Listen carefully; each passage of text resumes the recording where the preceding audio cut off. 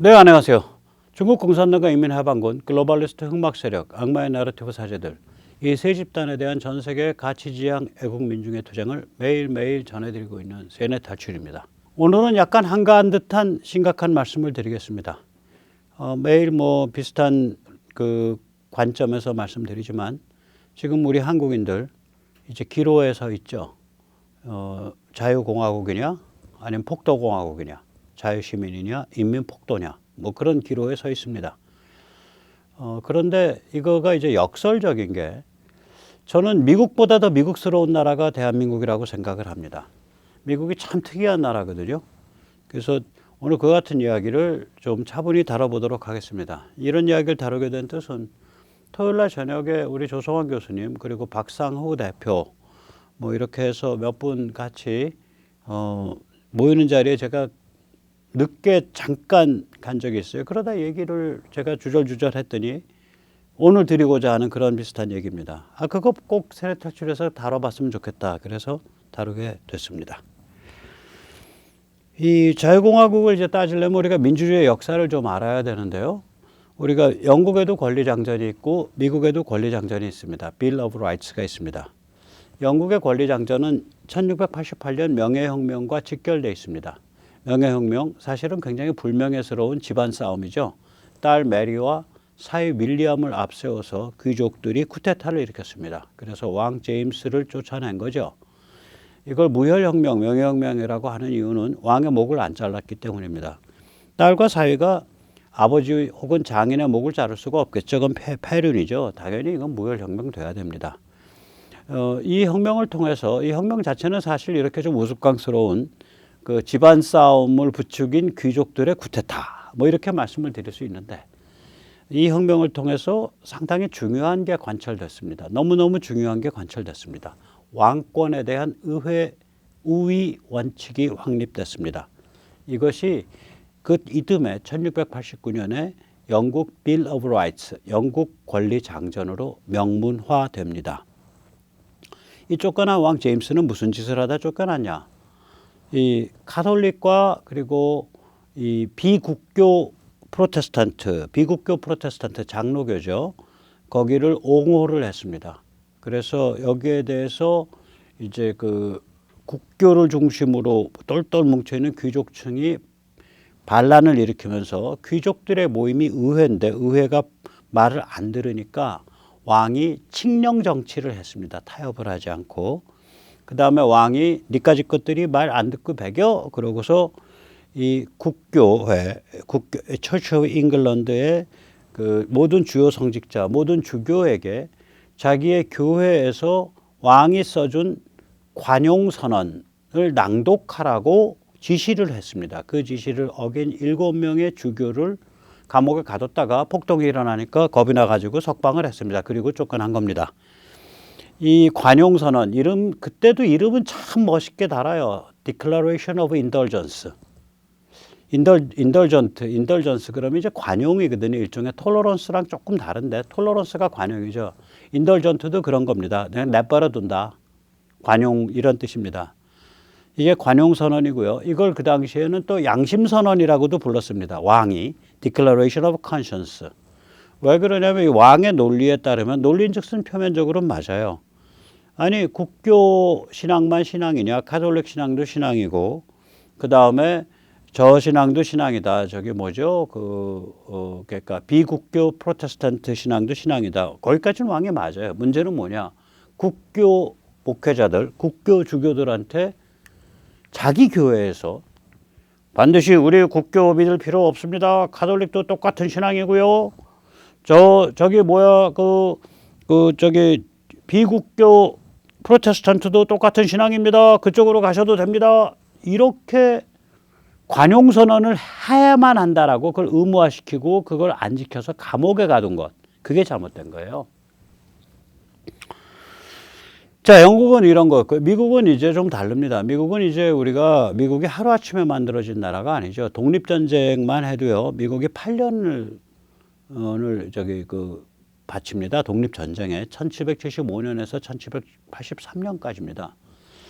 이 그러면 미국이 1775년 독립전쟁 시작했고 1776년에 독립선언이 나왔죠. 그러면 야 76년 독립선언 나오면서 바로 헌법 나온 거 아니야? 천만에요. 헌법은 1781년부터 실효 발의를 하는데 그때 헌법이 말이 헌법이지 이게 헌법이 아니라 국가연합 헌장입니다. Articles of Confederation입니다. Confederation이라는 건 연방이 아닙니다. 국가연합입니다. 다시 말하자면 그 당시에 13개 영국계 식민주의 연합체입니다. 그것도 그 국가연합체 13개 주의 연합체를 어떻게 운영할 거냐라는 것조차도 1781년에야 만들어진 겁니다. 미 합중국, 그러니까 미 연방의 헌법은 만들어진 거 아니에요. 그럼 미 연방 헌법은 언제 나온 거야? 1787년 독립전쟁 끝나고 4년 후에 이 국가연합으로 해보니까 안 되겠거든. 이거 연방정부를 하나 만들어야겠거든. 그래서 엄청나게 토론하다가 1787년 5월 달에 재헌의회가 소집됩니다. Constitutional Convention이라고 부릅니다. 저게 무려 4개월 동안 이어진 의회인데요. 저기서 7월까지는 지지부진하게 서로 말만 섞다가 7월부터 급물살을 타서 1787년 9월 17일에 연방헌법이 제정되어 각 주로 비준하세요라고 송부됩니다. 1787년 9월 헌법에서야 비로소 대통령과 연방법원과 연방세금이 규정됩니다. 그러면 독립전쟁 한 다음부터 언제 몇 년 걸린 거야? 12년 걸린 겁니다. 독립전쟁 끝나고도 4년 걸린 겁니다. 그런데 저렇게 각 주로 1787년 9월에 송부가 되고 나니까 야 이거 헌법 잘못됐어. 여기 개인 권리 잘 안 정해져 있고 이게 연방이 너무 강해. 주의 권한이 약해. 주의 권한 강화해야 돼 해가지고 와장창 들고 일어났어요. 그래가지고 야 헌법을 어떻게 만들어야지 연방이라는 게 뭐야? 그래가지고 연방이란 무엇인가? 라는 에세이가 쫙 나오기 시작을 합니다. 그게 Federalist Paper. 지금 미국 헌법 공부를 할 때 반드시 보아야 될 건데 그 Federalist Paper가 언제부터 나오냐? 1787년 9월 17일 연방헌법 제정돼서 각 주로 송부되고 난 다음 달 1787년 10월에 나옵니다. 그래서 저 연방헌법에 의해서 첫 대통령으로 조지 워싱턴이 1789년에 취임을 하고요. 아까 말씀드렸지만 연방헌법 처음에 비준은 일단 해줬어요. 그런데 고쳐야 돼 해서 논쟁이 엄청나게 있어가지고 2년 후에 의회가 12개 조의 수정헌법을 통과시킵니다. 완샷에 1789년 9월에. 이 수정헌법이 그로부터 2년에 걸쳐서 각 주가 차례로 비준을 합니다. 이 12항목의 수정헌법 중에 수정헌법 1조에서 12조 중에 앞에 10개가 개인과 국가 사이의 관계를 규정합니다. 그래서 이거를 앞에 10개를 권리장전, Bill of Rights라고 부릅니다. 예를 들어서 이 수정헌법 2조가 바로 그 유명한 개인이 무기를 소지할 수 있는 자유입니다. 수정헌법 1조는 표현, 집회, 결사, 그 다음에 이런 출판, 그 다음에 신앙 및 종교 이런 데 대한 자유입니다. 그러니까 수정헌법 1조가 우리가 흔히 말하는 천부인권이 쫙 한꺼번에 나열되어 있고요. 수정헌법 2조가 총을 가질 수 있는 자유, 무기를 가질 수 있는 자유입니다. 그래서 저 수정헌법 1조에서 10조까지가 저게 권리장전이라고 불리는 겁니다. 그러면 12개가 한꺼번에 통과되는데 그러면 12조까지 왜 안 했어? 11조, 12조는 개인과 국가 사이의 문제가 아니거든요. 11조는 뭐냐면 주권 면책입니다. 다시 말해서 미국의 헌법과 법률은 외국인 혹은 이걸 이용해서 외국인 혹은 미국 바깥에 거주하는 외국인 혹은 외국 정부를 기소할 수 없다. 그게 주권 면책이라 그러죠. Sovereign sovereignty immunity인가 뭐 sovereign immunity인가 그래요. 우리 지금 현대 법 개념으로는 그걸 저렇게 부르죠. 그게 11조고요. 12조는 뭐냐면 대통령 선출인단 등 그런 문제예요. 대통령, 부통령 이런 문제들. 그러니까 정부 구성에 관한 보강이에요. 행정부 구성에 관한. 그래서 저 수정헌법 1조에서부터 10조까지를 털어가지고 저게 미국의 권리 장전입니다. 자, 참 길었네요. 그래서 미국도 권리장전이 있는 거예요. 영국만 권리장전이 있는 게 아니에요. 그리고 미국 권리장전이 훨씬 더 볼만합니다. 진짜 그거는 이 자유민주 공화국의 시민과 국가 사이의 관계라는 게 뭐냐. 이게 미국 권리장전, 그러니까 수정헌법 1조에서 10조가 그게 정확하게 그걸 규정하고 있습니다. 여기서 보듯이 정말 자유공화국이라는 건 힘든 비즈니스입니다. 자유민주공화국 1호가 미국이죠. 1호가 미국입니다. 그런데 아까 보셨잖아요. 1775년에서 독립전쟁을 시작해서 독립전쟁이 무려 8년을 갑니다. 1783년까지. 그리고 나서 간신히 그 와중에 1781년 독립전쟁 와중에 그 국가연합 헌장, 그때는 연방이 아니에요. 페더레이션이 아니에요. 컨페더레이션이에요. 컨페더레이션, 국가연합입니다. 그러니까 각 주가 거의 독립국가적 지위를 갖고 있는 국가연합 헌장을 만들어서 Arts of Confederation이라는 걸 만들어서 얼레벌레 운영을 했는데 한 6년 운영하다 보니까 이거 갖고 도저히 안 되겠으니까 야 우리 합중국 만들어, 연방 만들어.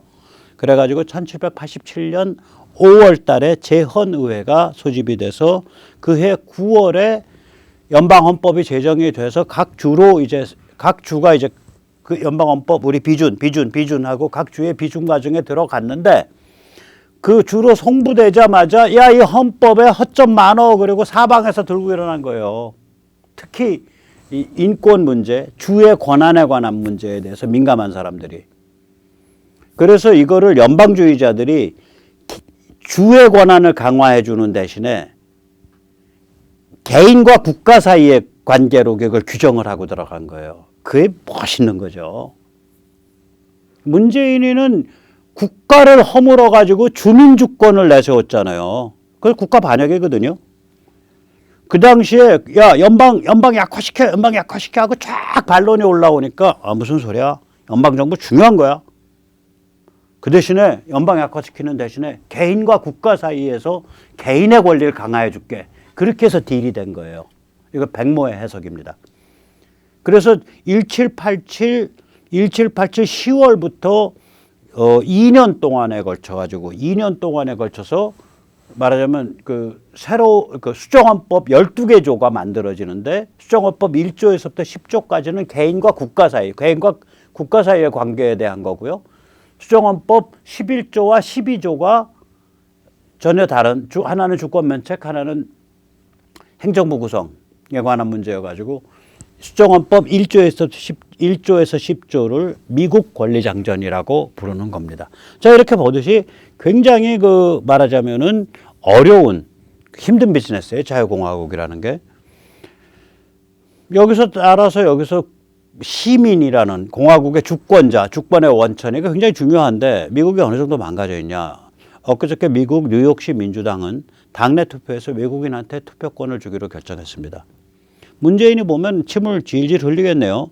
문재인 정부가 만들고 조국이 발표했나요? 개헌안. 그게 2018년 사건이었나? 19년 사건이었나? 개헌안에 보면 주민주권이라는 용어가 나오죠. 이거는 원래 있던 헌법 2조 모든 주권은 국민에게 있고 국민으로부터 나온다 이런 건데 헌법 2조를 정면으로 파괴하는 걸 시도한 국가를 해체하고 국채를 변경하려는 저는 반역 시도고 이건 나중에 재판정에 세워야 된다고 봅니다. 조국은 최소한 그것을 대리해서 발표한 것에 대한 책임을 면치 못할 겁니다. 궁극적 책임은 문재인 쪽에 있을 거고요. 그때 정부 발의였죠. 자, 그 다음에 이제 우리가 여기서 보면 이렇게 멀쩡했던 미국이라는 모범적 공화국이 이제 주권자인 시민에 대한 권리마저도 부정해가는 물타기 해버리는 이런 정도까지 망가져가고 있다. 그래서 우리 뭘 할 수 있냐. 자유공화국은 한번 만들어진다 그래서 그걸로 되는 게 아니라 지속적으로 유지되고 성숙해가는 지속형 과제다. 지속형 화두다. 이거는 그걸 알 수 있습니다. 이거는 아까 말씀드렸던 1787년에 그 처음에 이제 그 87년 9월에 헌법이 이제 연방의회에서 통과가 돼가 연방의회죠. 이제 말하자면 연방의회가 아니라 재헌의회죠. 재헌의회에서 통과가 돼서 87년 5월에서부터 9월 사이에 만들어진 9월에 통과돼서 9월에 각 주로 그거 송부가 되니까 87년 10월부터 이제 그 논쟁이 심해져요. 이 헌법 이거 구멍숭숭이야. 이거 강화시켜야 돼. 그래서 그 논쟁을 담은 일련의 에세이가 페더럴리스트 페이퍼입니다. 연방을 유지하고 강화하자라는 입장이. 그래서 페더럴리스트 페이퍼 1호가 그 페더럴리스트 페이퍼 프로젝트를 이끄는 알렉산더 해밀턴 본인이 쓴 건데 거기에 보면 제가 언젠가 한번 인용해 드린 적이 있는데 이런 구절이 있습니다. 제가 의역한 겁니다. 미국은 자유공화국에 관한 정치 실험이다. 인간 사회가 생각과 선택에 의해 훌륭한 정부를 조직해서 운영할 능력이 있는지 없는지에 관한 정치 실험이다. 이 능력이 없다면 인간은 역사적 우연이나 폭력으로 생겨난 정치 질서 속에 살 수밖에 없다. 참 엄청난 얘기인데 이게 240년 전에 230년도 더 지난 얘기입니다. 이런 이야기가 쓰인 게. 자유공화국이라는 건 정치 실험이다 이거예요. 인간이 자유롭고 독립적 개인이 네트워크 만들어서 훌륭한 정부를 만들 수 있냐 없냐. 그 실험이 자유공화국이라고 불린다. 그래서 자유공화국 만들어줘도 후대가 머리가 좀 이상해져서 혹 게을러져서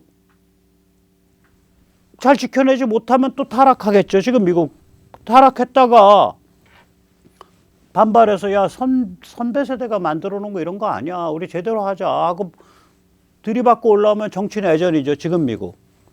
정치내전에서 들이받고 올라온 자유공화파가 승리하면 자유공화국이 강화되죠. 제가 보기엔 내년 중간선거 2024년 대선 그 앞으로의 미국. 즉 자유공화국은 지속형 과제고 지속형 실험입니다. 자치 능력이 타락하면 자유공화국은 쇠락합니다. 그러면 이 자치 능력이라는 건 뭐냐? 이거 멘탈 게임이거든요. 정신문화 전쟁이에요. 다시 말하자면 자치 능력은 정신문화 전쟁을 통해서만 유지 성장돼요. 대한민국이 오늘 요 모양 옷가라지로 계속적인 만성적 정치 위기를 겪고 있는 거. 시간이 갈수록 정치 지도자들, 국회의원들, 정치인들이 점점 더 퇴화돼 나가는 거. 왜냐? 저 같은 사람들 지식인들이 개념, 담론, 역사 해석을 제대로 못 해내서 그래요. 그 싸움에서 밀려서 그래요. 그 다음에 좀 재주 있는 사람들이 내러티브와 밈과 문화를 제대로 못 만들어내서 그래요. 그 싸움에서 밀려서 그래요. 이 두 개가 안 되면 최고급 아주 고급진 민초 네트워크의 그 습속, 풍속이 안 만들어져요. 사람들이 쌍스러워지는데 안 만들어지죠. 이거 멘탈 게임이에요. 정신문화 전쟁이고요. 이 종교지도자, 성직자, 지식인, 언론인 이런 사람들이 굉장히 큰 책임이 있는 멘탈 게임이에요. 이게. 걱정입니다. 그래서. 국민의힘 얼마나 많이 망가져 있으면 윤석열을 이렇게 재료 삼아서 메이크를 못 하잖아요. 윤석열이 오히려 국힘에 이제 들이받아가지고 국힘이 난잡하게 못 가불게 지금 고삐를 채운 뭐 이런 건데 윤석열 본인도 얼마나 경륜이 있는지 없는지 그것도 두고 봐야 될 일이고 사실은 심각합니다. 그래서 자 이제 미국 얘기를 중심으로 해서 살펴갖고 대한민국을 한번 보자고요. 이 얘기가 이제 엊그저께 토요일 날 밤에 한 1시간 제가 간 자리에서 나오다가 그런 얘기 좀 자세히 해줬으면 좋겠다. 일단 이 대한민국은요 좀 특이한 나라예요. 1848년 8월 15일 하루에 생겨난 나라가 아니에요, 이게. 그래서 이게 그 좌파 학자들은 우리가 재헌헌법을 봐야 됩니다. 재헌헌법을 보면 사회주의적 요소가 있습니다. 우리 건국의 아버지들은 사회주의를 지향한 바 있습니다. 뭐 있다고 개소리를 하는데 재헌헌법은 걸레 타협입니다. 그 당시에 지식인들이라는 게 개판인데요. 나라 꼴 만들려고 억지로 짜맞춘 거예요. 그러니까 이게 대통령제도 아니고 의원내각제도 아니잖아요. 대통령을 의회에서 뽑잖아요. 재헌헌법 보면 대통령 직선제가 아니잖아요. 그래서 우리가 좀 돌이켜서 이렇게 가봐야 돼요. 이 만국과 모세계 시대가 하나가 있죠. 우리는 그러니까 이제 보통 이제 이쪽 그 동아시아의 현대 문명의 물결이 이제 그 제국주의 열강의 형태로 밀어닥친 걸 언제로 보냐면 1860년 제2차 아편 전쟁 와중에 베이징 조약을 그 계기로 봅니다. 저때 청이 퍽 무릎을 꿇어요. 영불연합군 앞에. 그리고 이제 만국이 일어난 해가 1905년이죠. 1960년이 경신년이죠. 그래서 그 동경대전, 최재우가 쓴 동경대전에 보면 경신년 봄에 몸이 으실으실하고 굉장히 그 위기의식을 느끼고 가슴이 벌렁거리고 잠도 못 자고 밥도 못 먹고 걱정이 많았다. 그래서 기도를 하다가 계시를 받았다. 뭐 이런 얘기가 있어요. 그 최재우의 그 가슴이 벌렁벌렁거리고 밥도 못 먹을 만해요. 그 아편 전쟁으로 막 영불군은 파죽지세로 청을 깨부수고 있고 남쪽에서는 태평천국의 난이 양자강을 넘어가지고 남경까지 올라오고 가슴이 벌렁벌렁하고 밥도 못 먹고 잠도 못 자고 야, 이게 세상 무너지는구나. 느끼죠, 당연히. 소문이 그 경상북도에 있는 그 별로 그렇게 유명하지도 않은 혹은 그냥 떠돌이 점쟁이 최재우 귀까지 해도 다 들어갈 거 아니에요. 큰 난리 났다, 지금 전국에서.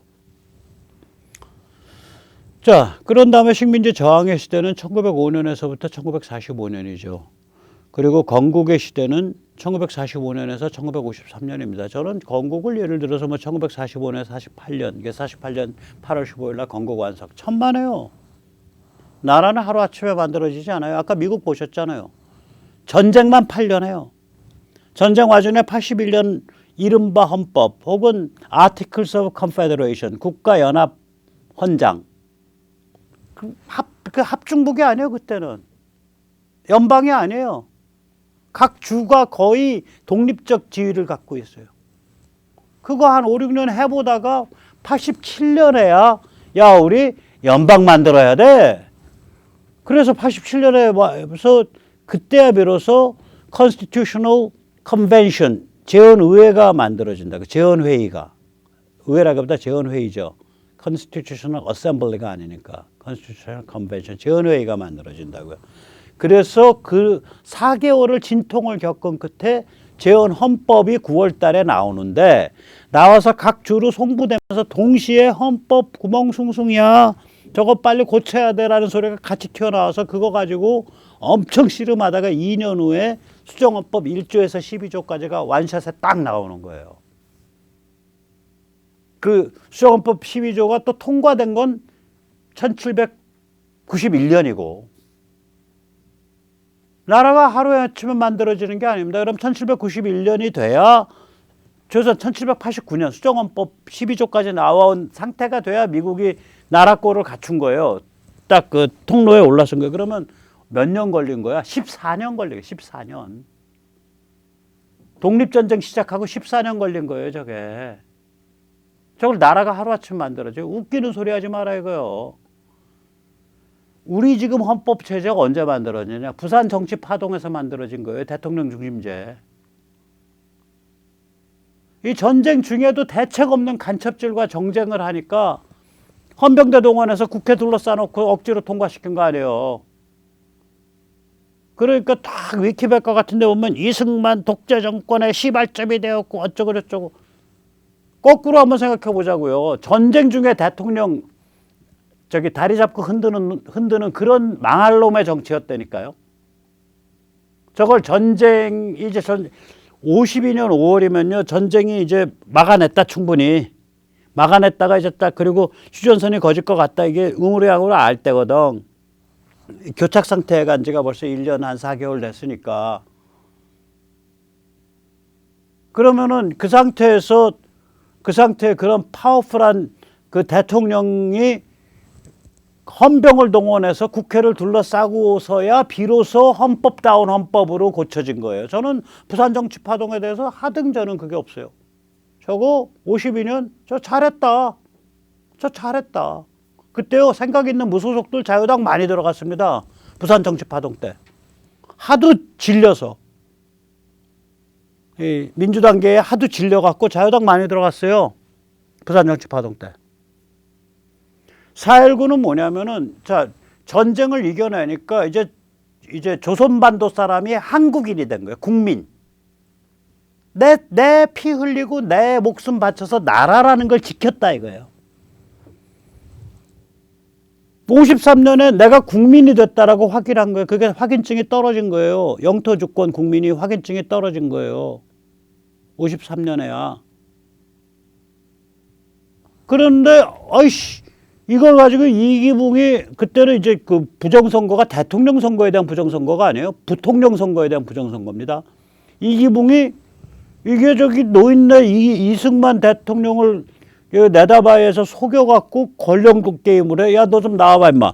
그래서 들고 일어난 거 아니에요. 4.19. 우리가 주권자야. 그러니까 나중에 우남 이승만이 장하다 학생들한테 그럴 수 있는 거죠. 왜냐하면 조선 땅에 그런 적이 없거든. 이런 일이 벌어진 적이 없거든. 그래 국민이 주권자 맞아. 5.16과 경제발전 우리도 해낼 수 있다죠. 신군부와 위대한 타협. 저는 6.25를 위대한 타협이라고 보거든요. 절차적 민주주의의 완성이에요. 그러고 나서 1990년대부터 방향상실 30년입니다. 글로벌리스트 천하가 됐고 미중 밀월이 되니까 한중 밀월이 되고 한중 밀월이 되니까 우리 민족이 되는 거고 그 다음에 글로벌리스트들이 미국과 서방을 약화시키려니까 이 마카파 해체 내러티브 마카파 해체 담론을 막 퍼뜨리죠. 닥치고 해체, 무한 해체. 그러면 글로벌리스트 천국, 미중 밀월, 한중 밀월, 우리 민족 그 다음에 미국서 유럽에서 수입해오는 마카파 해체, 닥치고 해체. 자 이게 비파닥에 쫙 깔려 있으니까 위에 베이징에서 오는 검은 손, 평양에서 오는 검은 손이 마음대로 휘젓고 다닐 수 있는 간첩 천국이 된 거예요. 30년. 그러니까 간첩 천국의 밑바탕이 저 미중 밀월에서 미중 밀월과 해체 내러티브, 마카파 해체, 닥치고 해체 내러티브에 있는 거예요. 저거에 의해서 체질이 약화되니까 바이러스가 들어오는 거죠. 그 상태죠, 대한민국은. 그래서 87년을 계기로 해서 만들어졌던 절차공화국, 절차적 공화국마저 이제 존폐의 위기에 이제 몰린 거예요. 미국은 그럼 쉽게 가냐? 미국도 쉽지 않죠. 미국서도 어려운 과제죠. 일단 한국 얘기를 좀 해볼게요. 정영진이 멸공이라고 인스타그램에 올렸더니 인스타그램이 그걸 포스트를 제거하면서 정영진한테 저걸 한 모양이에요. 경고를 한 모양이에요. 폭력 유발. 누가 꼰질렀겠죠. 저게 이제 인스타그램이 그러니까 논리적으로 맞는 얘기일 수 있어요. 무슨 얘기냐면 야 공산주의 사상의 자유잖아. 멸공 그러면 공산주의자는 씨를 말려 그 뜻인데 annihilate communist인데 그럼 너는 사상의 자유를 지금 폭력적으로 없애자는 얘기냐? 인스타그램 아마 그런 로직이었을 거예요. 근데 우리 멸공은 공산주의를 씨를 말려가 아니라 세계 최악의 인류 최악의 제노사이드 대량 학살 전체주의 사교 토탈리테리안 컬트인 북한 시스템 북한의 김일성 사교를 씨를 말려 그 뜻이란 말이에요. 그러니까 같은 공이 이때 커뮤니즘은 그 커뮤니즘이 아니고 북한의 토탈리테리안 컬트를 가리킨다. 데모사이더 사람 많이 잡아 죽인 이걸 누가 인스타그램에 어필을 해줬어야 되는데 정영진 씨가 뭐 바빠서 그런 어필을 안 했을 거고 예를 들어서 우리도 반공법은 없어졌잖아요. 우리도 예를 들어서 제가 오늘 누군가 뭐 한국공산당인가 만들었잖아. 그거 만들어도 처벌 안 받거든요. 정당법으로. 근데 우리가 공산당이란 단어에 두 가지 의미가 있다고요. 그러니까 그냥 뭐라 그럴까 좀 이론적인 이상적인 혹은 뭐 머리가 뻥 어디 차에 맞은 것 같이 좀 망그라져서 하는 공산주의가 있고 북한을 가리키는 공산주의가 있죠. 그러니까 전체주의 사교체제, 대량학살. 어쨌거나 그러니까 정영진은 이제 공산당은 싫어요라고 I don't like communism으로 아마 변경한 것 같아요. 뭐 이거 뭐 오래된 얘기라 다 아실 거예요. 윤석열이 여기 이거를 이용해서 레시피를 하나 짰죠. 멸치와 콩. 그 이제 윤석열이 그 레시피 짜니까 이제 기자들이 너무 이념 편향적이지 않냐 그러니까 나 이념과 상관없이 나 멸치국수 좋아하고 내가 콩국수 좋아해서 산 거야 하고 이제 눈치고 넘어갔죠. 당연히 그래야죠. 자, 그런데 이제 우리 같은 경우도 이제 저런 일이 벌어지고 있는데 미국은 좀 살벌하죠. 너무 잘 아시겠지만 미국은 이제 글로벌리스트들의 닥치고 해체, 무한 해체가 아주 무한 해체, 닥치고 해체가 아주 살벌합니다. 그 무한 해체 지평위에서 이제 글로벌리스트들에 의해서 움직이는 이제 교수들, 뭐 언론쟁이들, 뭐 이런 사람들이 이제 낙인을 휘두르죠. 이 낙인이 SDRS 낙인입니다. 이거 제가 이름 붙인 겁니다. 무한 젠더. 예를 들어서 야 나는 양성 구분이 진짜 구분이라고 생각해. 뭐 심리적으로 뭐 내가 뭐 남자인데 여성 같이 느끼는 굉장히 예외적인 거라고 봐. 그러니까 일반적으로는 양성 구분을 가지고 얘기를 해야 돼. 이렇게 얘기를 하면 너는 성차별주의자야, 섹시스트야, 너는 성인지 감수성이 없어, you are unsensitive. 성인지 감성이 적어요. 요새 유치원부터 초등학교 때부터 막 일부 교사들이 하려는 게 뭐냐면 양성 구분에 대한 그 분별을 없애는 거. 그걸 저희들이 성인지 감수성을 높인다고 표현해요. 하여간에 말은 아주 악마 같아요. 그 다음에 기후변화. 야, 그 기후변화가 그거 무슨 저기 화석연료로 해가지고 일어난다는 거가 증거가 별로 없는데 화석연료 많이 떼면 저기 뭐야 인류가 멸망한다는 거 그것도 증거가 없는 소리인데 이런 소리 하면 너는 기후변화를 외면 부정하는 사람이야. Climate Change Denial. 이 deni라는 게 어감상 이런 어감이 있습니다. 진실이 있는데 진실을 없다라 그러고 외면하는 거. 이걸 denial이라 그래요. 이게 진실이 아니다라고 증명하는 게 아니라 진실이 존재하는데 진실을 외면해 버리는 거. 그러니까 climate change denial 그러면 기후변화 외면, 기후변화 부정. denier 그러면 기후변화를 외면하고 부정하는 자. 그렇게 해서 반 죽여요 요새. CRT 그러니까 비판적 인종이론. 저거는 이제 상대방 낙인 찍을 때 너는 인종차별주의자야. 너는 백인 우월주의자야. 그러니까 racist, white supremacist. 그래서 racist R, white supremacist S. 그래서 저걸 보면 SDRS죠. 저는 저 넷에 다 걸릴 것 같은데 섹시스트에 저런 식이라면 저는 양성이니까 젠더는 두 개뿐이다. 양성이니까 전 섹시스트 걸리죠. 기후변화 저거 증거 없어. 저거 쉽게 저렇게 말하면 안 돼. 디나이어에 걸리죠. 그 다음에 저는 그러니까 백인과 뭐 노예제도와 인종차별이 현대 문명의 근본 원리였다. 이거 개소리라고 생각하니까 당연히 레이시스트의 백인 우월주의자에 걸리는데 제가 백인이 아니니까 백인 우월주의자들에게 충성을 바치는 누런 노예라고 이제 상대방은 공격을 하겠죠. 저 SDRS 낙인 찍어요. 살벌해요. 우리보다 훨씬 더 살벌해요. 여기 친일파 낙인 찍는 거 정도 이상이에요. 낙인 찍히기 싫으면 너 낙인 찍히기 싫어? 그러면 너는 저거 다 인정해. 무한젠더, 기후변화, 저기 뭐 CRT 다 인정해. 그리고 이 닥치고 무한해체 복종해. 이렇게 되는 거죠. 그래서 지금 미국에서 벌어지고 있는 일은 자유공화국을 향한 미국의 투쟁은 이게 정신문화 전쟁이에요. 저기서 싸우고 있어요. 기후변화에서 싸우고 무한젠더에서 싸우고 CRT에서 싸워요. 지금 싸움이. 저게 왜 그러냐면 아까도 보셨잖아요. 자유롭고 독립적 개인의 그 네트워크란 말이에요. 그럼 자유롭고 독립적 개인이 세상을 어떻게 보고 인생을 어떻게 볼 거냐라는 문제가 있는 거 아니에요. 기본 베이스에 그 가치 판단과 세계관이라는 문제가 있거든요. 그래서 저게 정신문화 전쟁이라는 거예요. 싸움의 본질이 멘탈 게임이라니까요. 이 게임이. 그러니까 윤석열 뭐 당연히 당선시켜야죠. 이재명이 끌어내려야죠. 그래서 절차 공화국은 회복해야 될 거 아니에요. 일단 윤석열이 절차 공화국까지는 회복할 거 아니야. 우리가 그렇게 회복하도록 밀어붙여야 되고 안 그러면 당신도 내려와 해야 되는 거고.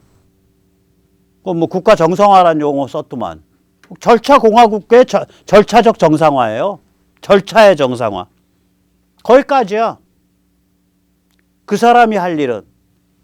진짜 본질적 싸움은 뭐냐면 정신 문화 멘탈 게임이거든요. 근본적인. 저 누가 할 거냐 이거죠. 이 한국의 특징과 운명이요. 제가 아까 말씀드릴 때 이 한국이 미국보다 더 미국스럽다라고 한 게 이겁니다.